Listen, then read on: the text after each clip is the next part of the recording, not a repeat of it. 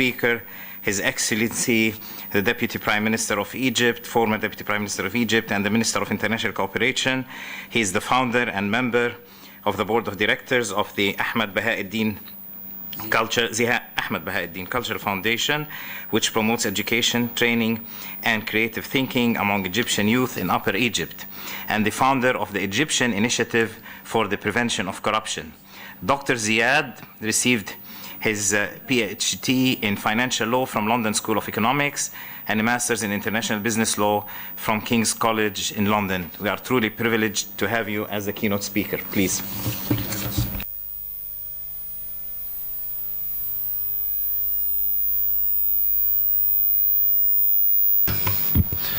Thank you very much. Thank you for the introduction, and thank you for having me here as the non-specialist in a field that is very specialized and complicated by nature, but it's a real pleasure and honor to be with you today.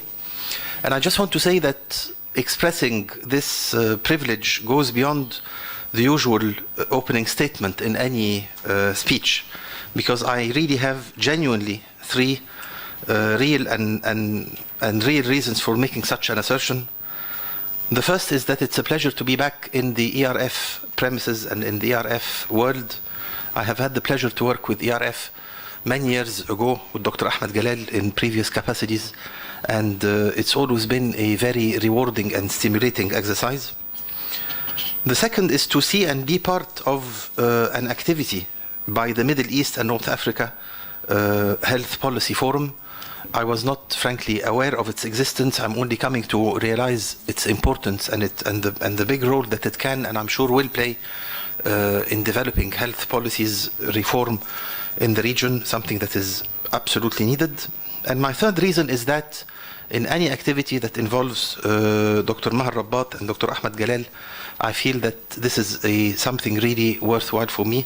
I've had the pleasure of being with them both in the same cabinet, and the three of us, I think, were quite close in thinking and close in making important decisions for Egypt during that critical time, and real honor to be with them in anything at all that they do together. But as the non-specialist, let me say that the importance of the subject obviously cannot be overemphasized worldwide. However, I would like to focus in my few words here on Egypt, on the political economy, so to speak, of what is going on here and how it may affect the work that you're doing. Because the timing for Egypt is very critical. This is a very timely situation. We approach the 4th anniversary of the January Revolution and of the Arab Spring in Egypt, and there is undoubtedly a sense of expectation, but also a sense of disappointment. And this is something that we all have to face throughout the Arab region, not just in Egypt. Expectation because people will continue to expect and to want things that have not been achieved, and disappointment because 4 years later we seem to have achieved actually very little, politically, economically, but more importantly in the social field. I'm very happy to see in Egypt that the Ministry of Social Solidarity this week actually is implementing a program that has been in the making for many years. As a matter of fact, it's a program to boost the conditional cash transfer program and to introduce new pensions that will protect the poorest families in Egypt and make up for some of the fuel subsidy reduction that has been implemented so far. So this is very important. There are two new programs, and I, like many other Egyptians, look forward to seeing their result and their application on the ground.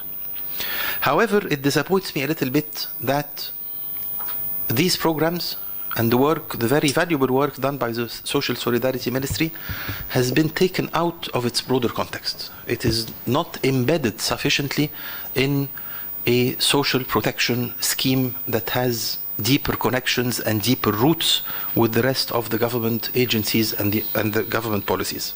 In particular, I'm referring to education, housing, employment, and above all, health services.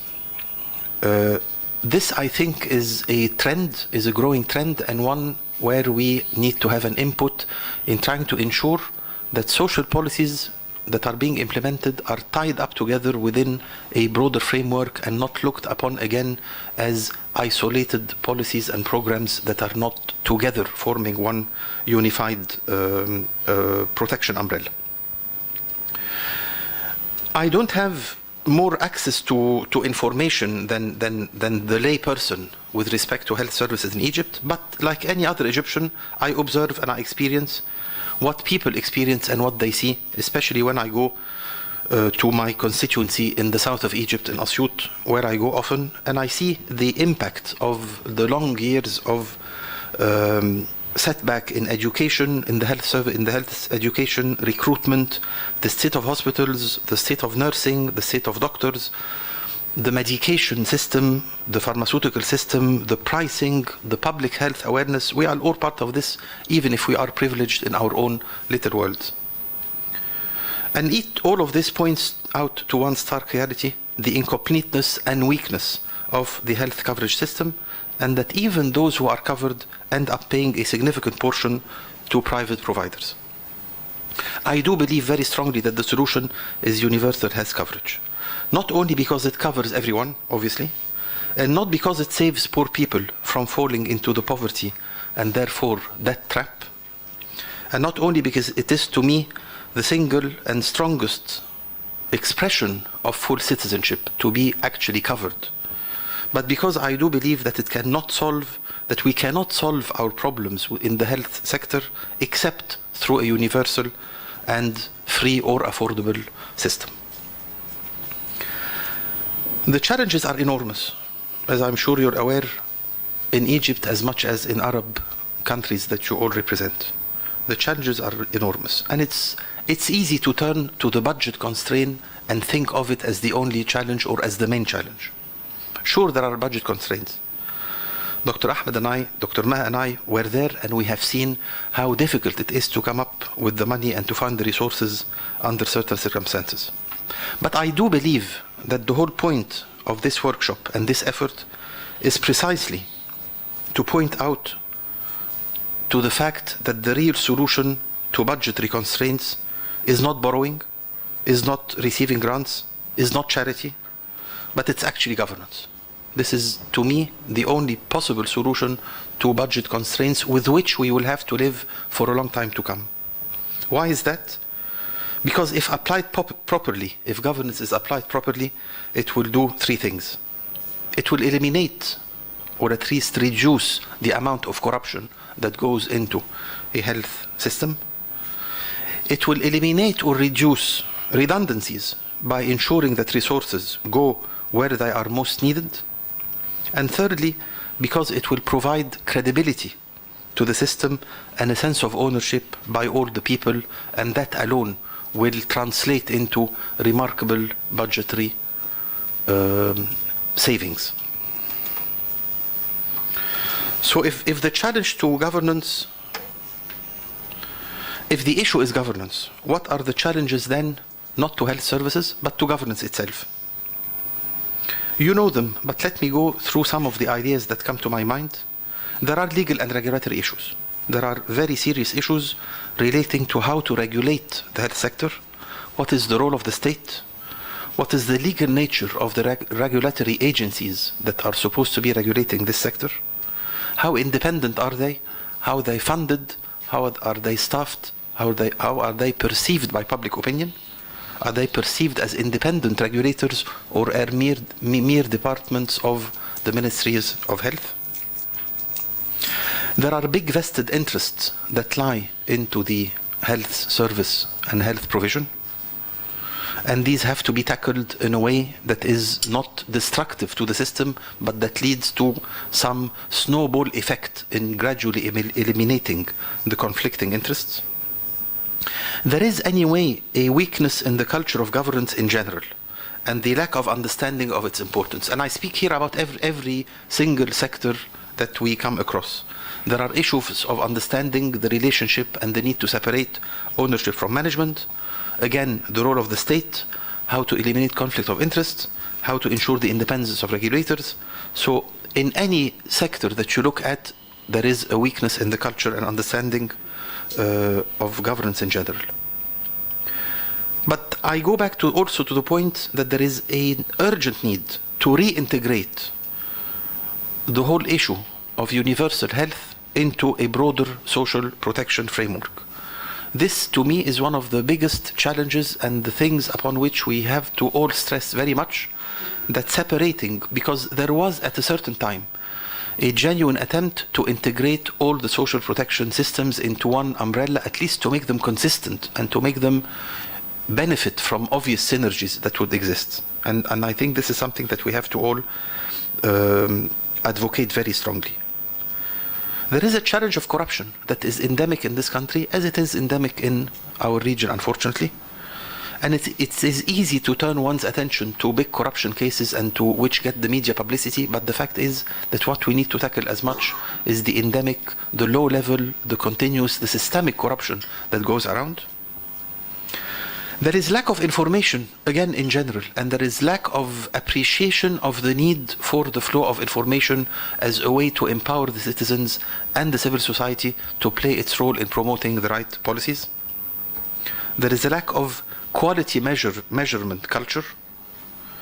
And of course, there is a lack of funding. I say this because I started by saying that funding may not be the only or the most important problems, but there is ultimately an issue of funding, and here there has to be state commitment, not only to funding, but to funding the right things.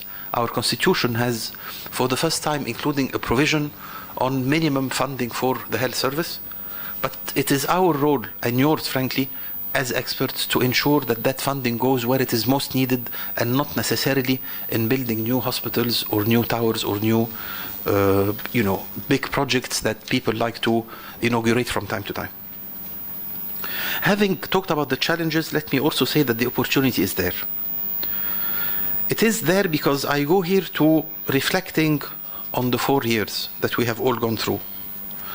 In spite of the fact that little has been achieved, there is in Egypt today, undoubtedly, some common elements. There is, by and large, a sense of the need to preserve the stability and functionality of the system because we cannot afford another major shake-up of the system. There is also a need today in Egypt to promote a sense that Egypt is trying to find its way for the future. There is a sense of of willingness to test new ideas, to try new approaches, to promote new policies which may give us a way out that did not exist in the past.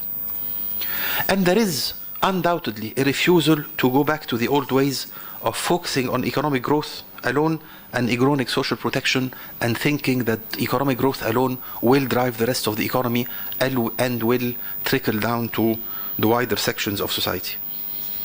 And there is an anticipation for the key social challenges to be tackled in a more comprehensive way, in a way that we have not seen in the past. There is anticipation, there is expectation, and this, I think, alone can be a very strong tool for change. And this is where this workshop and this program may have an opportunity to provide the answers, the solutions, or at least the options that will allow the policymakers to have a menu of choices, to have different approaches offered to them, which, again, we do need this space to be created. We do need new approaches to be offered to policymakers in case they want to introduce this type of breakthrough social change. So good luck in your work, and thank you again for having me in this occasion. Thanks.